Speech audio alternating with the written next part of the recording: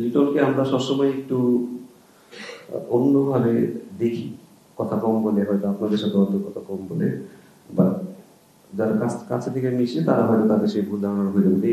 যে ভুল ধারণা আপনাদের সাকিবের বেলায় ছিল, বাইরে থেকে মনে হবে যে অনেক অনেক কিছু তারা হয়তো ঠিক মতো করে না, কিন্তু as a teammate, as a টিমের লিডার হিসেবে তার যতটুকু করার তার চেয়ে বেশি হতে সে করে।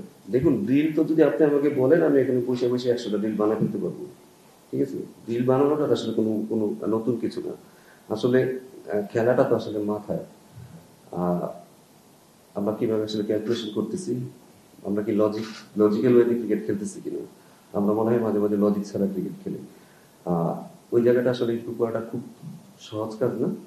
যদি স্কিল বলেন, টেকনিক বলেন, আপনি যেভাবে ব্যাট খেলেন আমিও সেভাবে ব্যাট খেলি, নিশ্চয়ই তাহলে কোথাও না কোথাও সমস্যা আছে। তো সমস্যাটা আসলে মাথায়।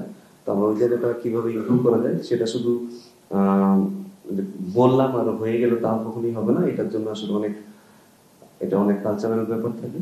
যে জিনিসগুলো আমরা আসলে অলরেডি আমরা কাজ শুরু করছি। কারণ এই একটা জায়গা আমার কাছে মনে হয় এই জায়গাটা আমাদের খুব তাড়াতাড়ি ডেভেলপ করতে হবে। এখন বললেই হবে না যে আমরা করবো করবো করবো, বাট এটা আমাদের খুব তাড়াতাড়ি করতে হবে। যেমন ধরুন রেসপন্সিবিলিটির কথা বলা আছে, সেটা আমরা চেষ্টা করছি ছেলেদের উপরেই ছেড়ে দিতে, তাহলে তারা হয়তো তাড়াতাড়ি শিখবে। একজন আরেকজনকে কোচিং করানো, সেটাও একটা নতুন স্ট্র্যাটেজি আমরা হয়তো নিয়েছি, যেটা থেকে তারা নিজেরা ক্রিকেটটা নিয়ে একটু চিন্তা ভাবনা করবে। সো এরকম ভাবে চেষ্টা করতেছি যে আমাদের কালচারটা যেন একটু চেঞ্জ হয়, যেখান থেকে ছেলেরা নিজেরাই শিখবে এবং নিজেরাই দায়িত্ববান হবে এবং নিজেরাই নিজেদের প্রবলেমটা সলভ করতে পারবে। আমার তখন হয়তো আমরা তাড়াতাড়ি ক্রিকেটটা অনেক আগে নিতে পারবো।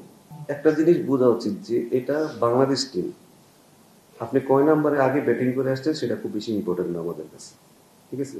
টিমের যদি আপনার রিকোয়ারমেন্ট যদি মনে হয় যে আপনাকে 7 নম্বরে ব্যাটিং করতে হবে, আপনি ওপেনার, আপনি আপনাকেই ব্যাটিং করতে হবে। টিমের জন্য যেটা সবচেয়ে হেল্পফুল হবে, টিমের জন্য যেটা সবচেয়ে ভালো হবে, আমরা একটা কালচার চেঞ্জ করার চেষ্টা করতেছি।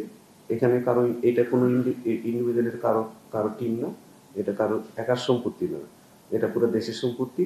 আপনাকে যে রুল দেওয়া হবে সেটা আপনার যদি ভালো নাও লাগে আপনাকে পালন করতে হবে, ভালো না লাগলে আপনি এখানে খেলার দরকার নেই আপনার। সো যেহেতু স্ট্র্যাটেজিক্যালি পুরোটাই আসলে আমরা পুরোটাই টিমের স্ট্র্যাটেজির উপরই আসে, সো তখন আমরা ডিসাইড করবো আসলে কে কোথায় যাবে না যাবে।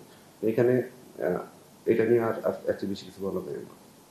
মিডল ওভারে আমাদের স্পিন যারা ভালো খেলে তাদের দিকে আমাদের একটু ফোকাস করা হয়েছে, যে স্পিন যারা ভালো করে ওই জায়গাটা যেহেতু মতো 6 ওভারে পরে হয়তো স্পিনার আসবে, সেখানে কারা কারা ভালো হ্যান্ডেল করতে পারে, কারা বেশি রান দিতে পারবে, সেভাবে আমরা চিন্তা করেছি, চেষ্টা করেছি যে কিভাবে আসলে আমরা আমরা টিমটাকে কিভাবে রানটা অ্যাক্সিলারেট করতে পারি। তো এটা ডিপেন্ড করে আসলে টিমের স্ট্র্যাটেজির উপর। যে আমাদের যেহেতু অলরাউন্ডার অবস্থা, আমাদেরকে অলরাউন্ডার সুযোগ দিতে হবে। যারা ছোটখাটো অলরাউন্ডার আছে তাদেরকে তাড়াতাড়ি কিন্তু উপরে নিয়ে আসতে হবে। তো এই জায়গাটা যদি আমরা ফিল আপ করতে না পারি তখন এটা ব্যালেন্সের দিকে সবসময় সমস্যা হবে, এটা আপনারাও জানেন আমরাও জানি। সো বাট যারা এই কম বেশি ব্যাটিং পারে, যেমন সাকিব, মেহেদি বলেন, ঋষাদ বলেন, তো আমাদের আলটিমেটলি এখন ফোকাস হচ্ছে তারা যেন খুব ভালো ব্যাটে, তারা যেন একটু বেটার ব্যাটিং করতে পারে, তাহলে এটা টিমের জন্য অনেক হেল্পফুল হবে। তো আমাদের ফোকাসটা এখন ম্যাক্সিমামই তারা যেন ভালো ব্যাটিং করে, তাদেরকে যেন ইমপ্রুভ করাতে পারি, তাহলে টিমের ব্যালেন্সটা হয়তো ভবিষ্যতে হয়তো আরো ভালো হবে। এবং এর মধ্যে যদি আমরা যদি ভালো কোনো অলরাউন্ডার পেয়ে যাই সেটা টিমের ব্যালেন্সের জন্য অনেক হেল্প করবে। বাট আপনি যেটা বলেছেন যেটা ঠিক, যে অলরাউন্ডার না থাকলে স্পেশালি হোয়াইট বলে খুব ডিফিকাল্ট টিমটাকে আসলে। কারণ যারা উপরে ব্যাটিং করে তাদের জন্য অনেক প্রেশার হয়ে যায়, যখনই জানে যে আমরা পরের দিকে ব্যাটসম্যানরা ব্যাটিং পারে না, তখন তারা কিন্তু ওই যে বলেন যে ডট বল খেলে, তারা এমনি ডট বল খেলা শুরু করে দিবে।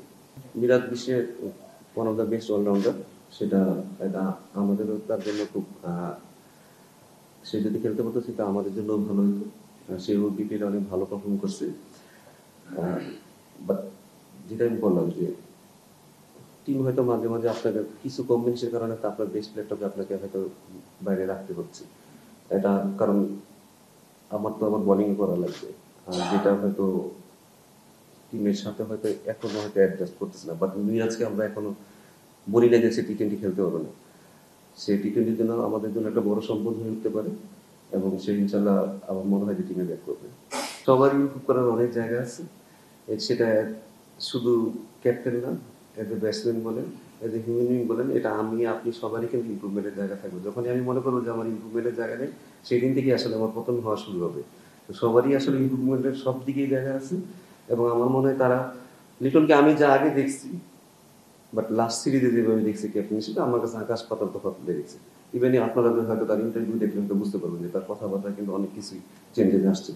ছেলেদেরকে হয়তো প্রপারলি গাইড করলে তারা হয়তো এই জায়গাগুলো খুব দ্রুত আসলে তাদেরকে বাড়িয়ে দিতে পারবে এবং তারা সেইভাবে হয়তো ডেভেলপ করার চেষ্টা করছে।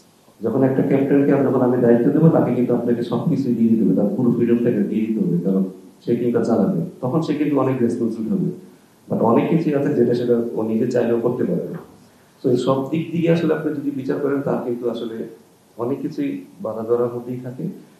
পারফরমেন্স বলেন, নিজের পারফরমেন্স বলেন, সব চাপ মিটিয়ে কিন্তু তাকে করতে হবে। তো আমাদের এখানে তো আরো বেশি চাপটা থাকবেই, বাট অ্যাজ এ ক্যাপ্টেন আপনাকে সেই চাপটাও সামলাতে হবে। সেটা আমি বলতেছি না যে করা কঠিন, বাট এই চাপটাকে আপনাকে কিন্তু নিতেই হবে। যেহেতু আপনি এই চেয়ারে বসছেন, আপনাকে চাপ নিতেই হবে।